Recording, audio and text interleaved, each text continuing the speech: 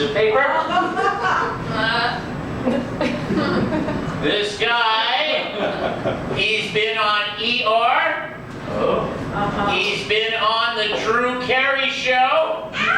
And he's been on Comedy Central on the Sarah Silverman television program, ladies and gentlemen. Let's have a big round of applause, Comedy Mr. Johnny Walker!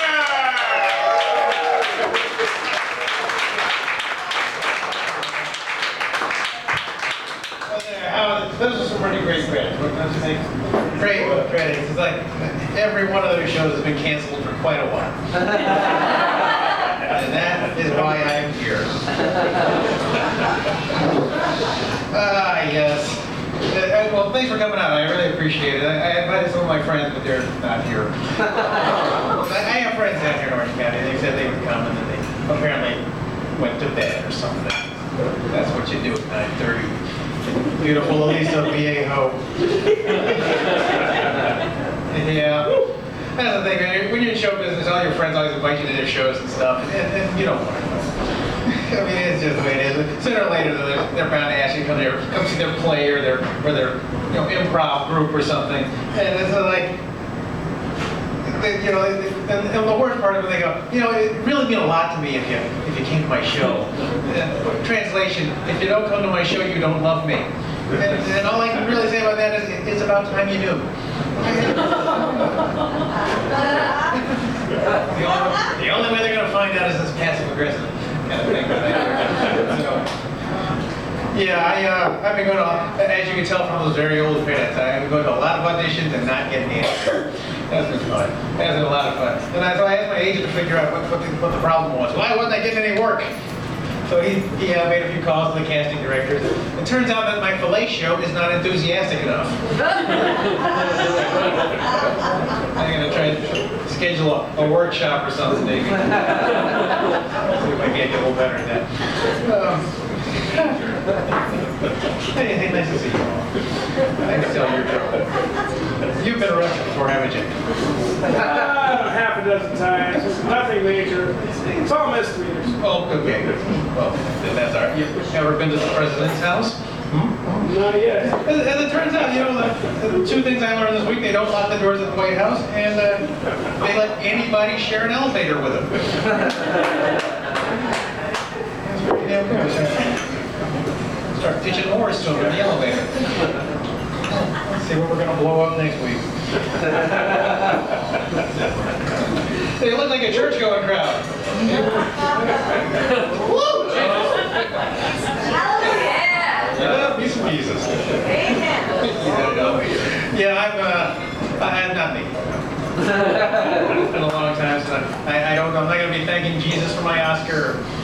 I don't pray before meals, any of that stuff. If you sneeze in front of me, you get it. That's how I see it.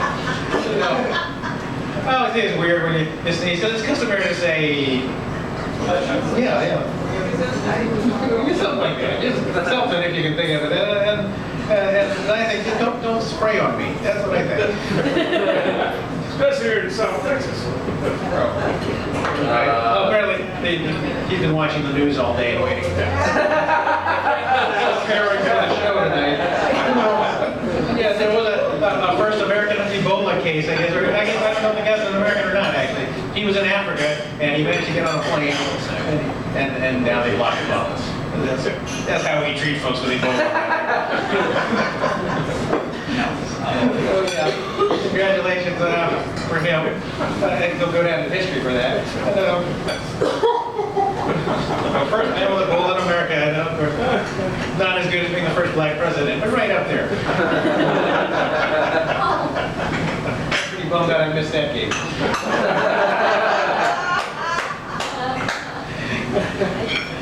I don't know why anybody wants to be president. It's just weird. It's like weird, every year, like a dozen or so people want to run for president. It's like, why would you do that? It's like got to be the worst job in the world. You're never right about anything. And you can't fix anything, and you always blowing shit up. People are always mad at you. And every now and then somebody's shooting at your house. All that stuff is. It keeps going on, and young people always want to be president because they just got to have some power. You know? And can I have a joke for this? Not really. So, yeah, I was thinking that maybe I think a better gig might be the second black president because nobody really expects one.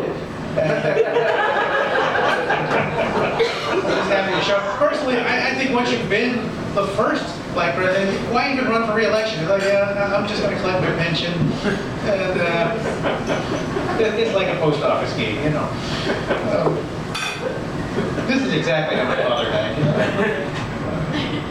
Same jokes too. Anyway, there must be more that I'm going to check this card here, by the way. So I like to check my notes from time to time. In some of the Asian countries, this is a sign of respect.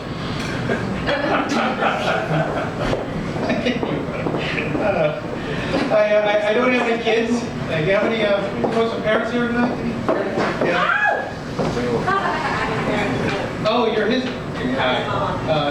I didn't know. He wanted everyone to think you were his date. Okay, well, hi. Nice to meet you. And you actually have more kids, or did you learn your lesson? No, he has a brother. Oh, he does? Okay, yeah. I have a brother and a sister. They're both dead to me. My mother. Did I tell you too much already? And I'm not even going to elaborate on that. Just back from my mom's house. It used to be my mom's house, now it's my house. Mom has moved on to the yeah. Mom had Alzheimer's, which was a pretty good gig for me. It's part of how I got the house, and my brother and sister didn't.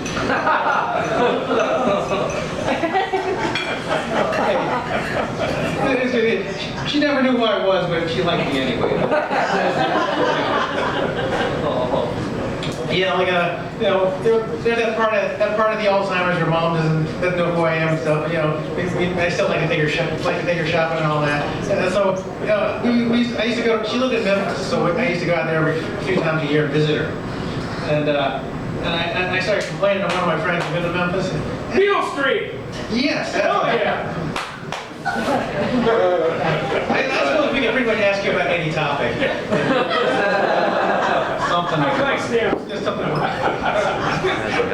People still collect stamps.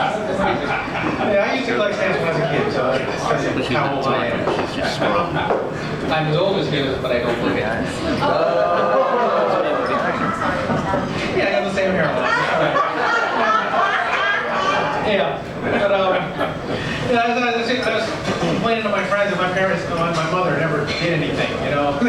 Her family they just go to each other's houses and they have dinner. They never went out to dinner. So I got my aunt to take me out to dinner on Beale Street and they had the ribs and all that stuff. But then I called a comic guy here and he told me you should go to Graceland.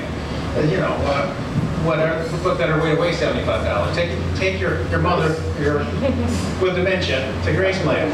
Okay. So we have the Graceland. We're touring the place, looking at the velvet couch and the gold faucets and all that stuff.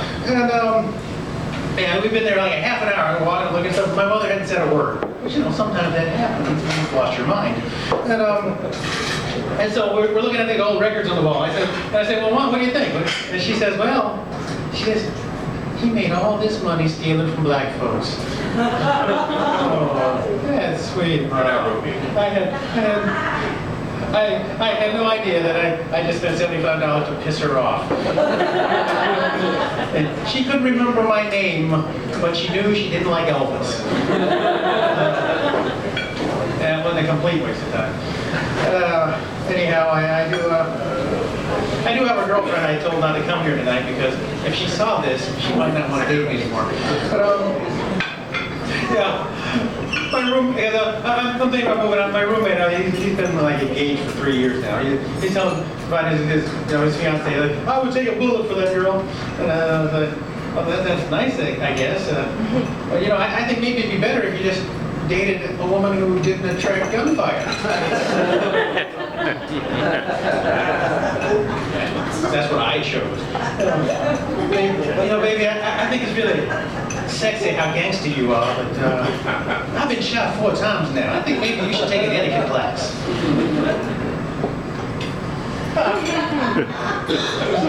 A part of the show where you guys stare at me like some kind of a science project. Yeah, I'm glad you came anyway. The rest of them, you didn't bring props to shows. Let's go Giants!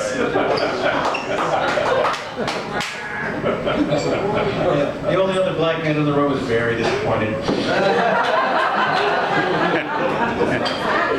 This hasn't worked out for anybody. I did get French fries. I highly recommend with the bacon and whatever cheese substitute that might be. Yeah, what was I just talking about? Graceland. Huh? Graceland. Graceland, no, Graceland.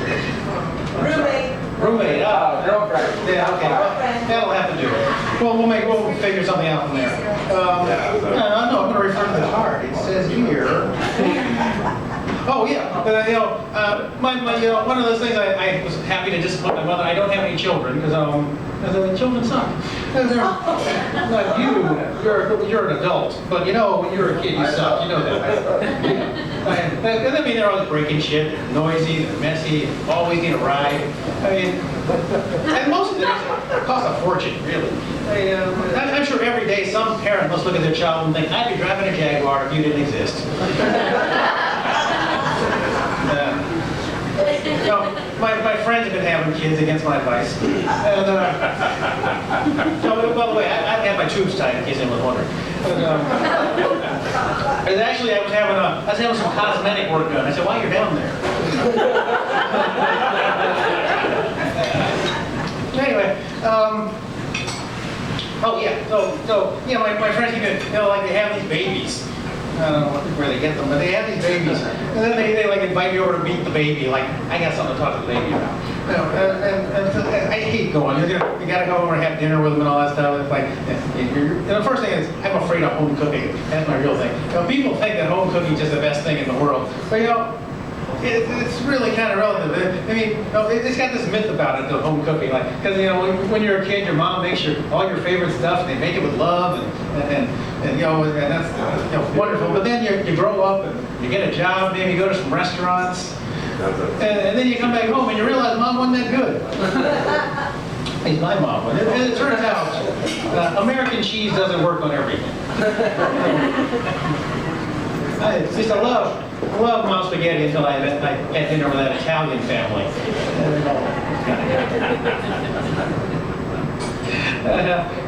So I'm having dinner with my friends there so I can meet the baby. And the kid's sitting on the floor, he's playing with blocks and everything. And really, when people want you to meet the baby, all they really want is for you to tell them that their baby is not ugly and not stupid.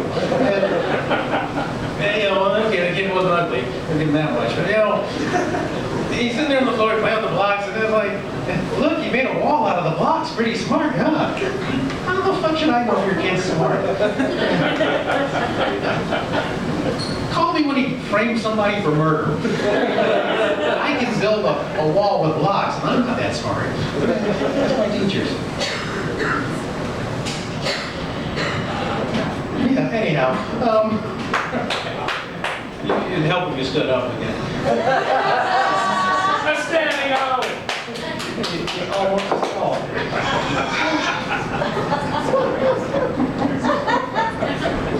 Well, I should probably just wrap this up because from what I understand, the other comics are actually funny. This is part of my work release program.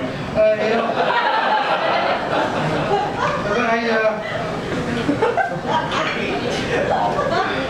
do miss being single. That was fun. Hanging out in bars was always a good time. I was in a bar once not too long ago. Matter of fact, and I was talking to this girl. I said, "If I was the last man on earth, would you do me?" She said, "Well, if I had another choice, sure." So I'm thinking, hey, there's hope. But now I've got so much work to do. Yeah. How about if I were the last man in California? Last man in this room, at what point would you give in just to stop the killing? I really need to set a budget for this project. And I do have some goals. I hope you're. Yeah, I have some goals. I hope someday. I'd like to marry an anchor woman. That'd be great. And vacation in Costa Mesa. I hear it's beautiful sometime of year. I'm not sure. I really would like to be just rich enough to own some slaves. That would be sweet. No, not a lot of slaves. It's just a 2-bedroom apartment. But I just need somebody to delete the spam from my inbox, and move my car on street cleaning day, that kind of thing. Yeah. Because I imagine the best thing about owning slaves would be just handing out random beatings. That's what I would do. Just, one day, come home from work, and the slave is in the kitchen emptying out the dishwasher, and I just walk up there, whack! Well, what was that for, Mr. Johnny? You forgot the T-bone right down of it. Catch up with the technology, there's more beatings to come. Well, that was my big finish. I probably should have ended with a song or something. But anyway, that's it. Thank you very much. Enjoy the rest of the show.